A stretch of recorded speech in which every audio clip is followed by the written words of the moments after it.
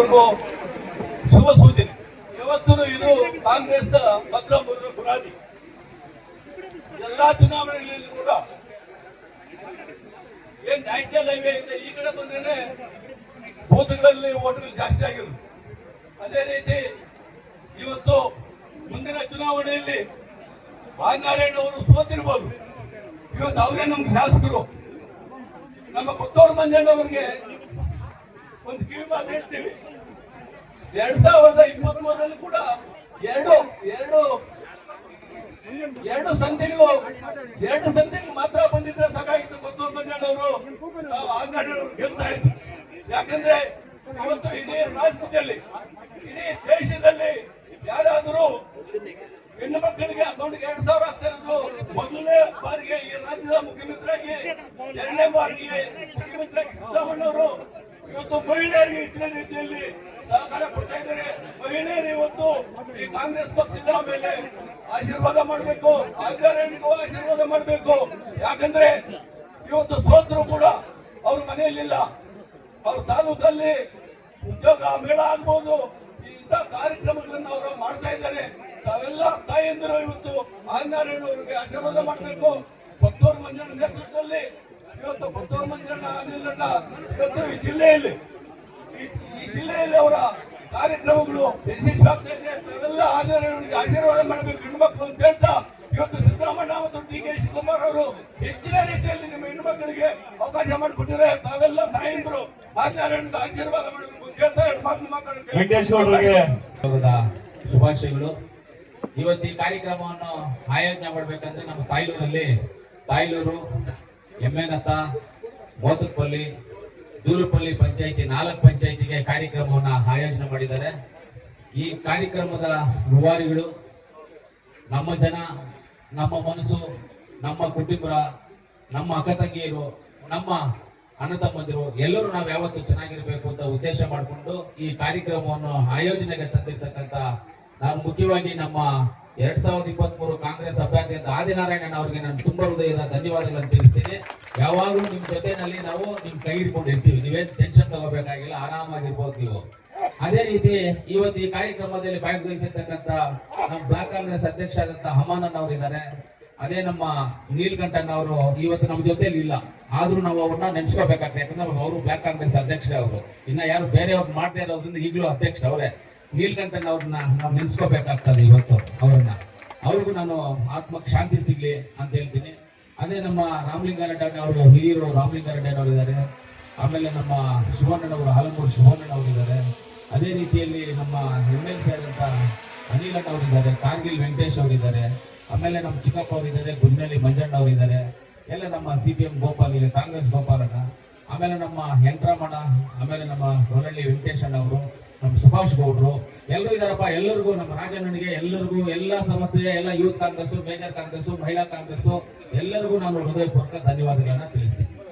ಇವತ್ತು ಈ ಕಾರ್ಯಕ್ರಮದ ಏನಂದ್ರೆ ಆದಿನಾರಾಯಣ ಅವರು 2023 ಚುನಾವಣೆಯಲ್ಲಿ ಸೋತರು. ಲೇಡೀಸ್ ಬಿಟ್ಬಿಟ್ರು, ಜನಗಳು ಬಿಟ್ಬಿಟ್ರು ಅಂತ ಜನರು ಆರೋಪಗಳು ಮಾಡ್ತಾರೆ. ಆ ಆರೋಪಗಳೆಲ್ಲ ಯಾವುದೇ ಬರಬಾರ್ದು. ನಾನು ನಿರಂತರವಾಗಿ ಜನಗಳ ಸೇವೆಯಲ್ಲೇ ಇರ್ತೀನಿ, ನಿರಂತರವಾಗಿ ಅವ್ರ ಜೊತೆಯಲ್ಲಿ ಇರ್ತೀನಿ, ನಿರಂತರವಾಗಿ ನನ್ನ ಜನಗಳ ಸೇವೆಯೇ ನನ್ನ ಉದ್ದೇಶ ಅಂತ ಅವ್ರ ಮನಸ್ಸಲ್ಲಿ ಇಟ್ಕೊಂಡು ಇವತ್ತು ದೀರ್ಘ ಸುಮಂಗಲಿ ಭವ ನನ್ನ ಕಾರ್ಯಕ್ರಮವನ್ನು ಇಟ್ಕೊಂಡು, ಲೀಡರ್ನೂ ಜೊತೆಯಲ್ಲಿ ಇಟ್ಕೊಂಡು, ನಮ್ಮ ಅಕ್ಕ ತಂಗಿಯರನ್ನೂ ಜೊತೆಯಲ್ಲಿ ಇಟ್ಕೊಂಡು ಎಲ್ಲ ಕಾರ್ಯಕ್ರಮದಲ್ಲೂ ನಾನು ನಿಮ್ಮ ಜೊತೆ ಇರ್ತೀನಿ ಅಂತ ಇವತ್ತು ಅವರು ಆದಿನಾರಾಯಣ ಅವರು ನಿಮ್ಮ ಮುಂದೆ ಇವತ್ತು ಕಂಟಿನ್ಯೂ ಆಗಿ ತಾಲೂಕಲ್ಲಿ ಓಡಾಡ್ತಾ ಇದ್ದಾರೆ. ಯಾವುದೇ ಚುನಾವಣೆ ಬಂದರೂ ಆ ಚುನಾವಣೆಗೆ ಅವ್ರ ಸಹಕಾರ, ಬೆಂಬಲ ಎಲ್ಲವನ್ನು ಕೊಟ್ಕೊಂಡು ಓಡಾಡ್ತಾ ಇದ್ದಾರೆ. ಯಾರಿಗೆ ದುಡ್ಡು ಸುಮ್ಮನೆ ಬರೋದಿಲ್ಲ, ನನಗೂ ಬರೋದಿಲ್ಲ, ಅವ್ರಿಗೂ ಬರೋದಿಲ್ಲ, ಯಾರಿಗೂ ದುಡ್ಡು ಸುಮ್ಮನೆ ಬರೋದಿಲ್ಲ. ಪತ್ರಕರ್ತರಿಗೂ ಸುಮ್ಮನೆ ಕೂತ್ಕೊಂಡ್ರೆ ನಿಮಗೂ ದುಡ್ಡು ಬರೋದಿಲ್ಲ. ನೀವು ಏನೋ ಯೂಟ್ಯೂಬ್ ಪತ್ರಕರ್ತರು ಕೆಲಸ ಮಾಡಿದ್ರೆ ನಿಮ್ಗೆ ಸಂಬಳ ಬರುತ್ತೆ. ಕರೆಕ್ಟ್ ಇಲ್ವಾ ಸರ್? ಪ್ರಕಾಶ್ ಸರ್ ಕೊಡಲ್ವಾ? ಕೊಡ್ತಾನೆ, ಯಾಕೆ ಕೊಡಲ್ಲ? ಈ ಯೂಟ್ಯೂಬ್ ಅವ್ರು ಇವ್ರು ಒಳಗಡೆ ಹಾಕೊಂಡ್ರೆ ಯೂಟ್ಯೂಬ್ ಹಾಕೊಂಡು ಅನ್ನೋದು ಸುಮ್ಮನೆ ಬಂದ್ರೆ ಬರುತ್ತಪ್ಪ, ದುಡ್ಡು ಬರೋದಿಲ್ಲ, ಕಷ್ಟಪಡ್ಬೇಕು.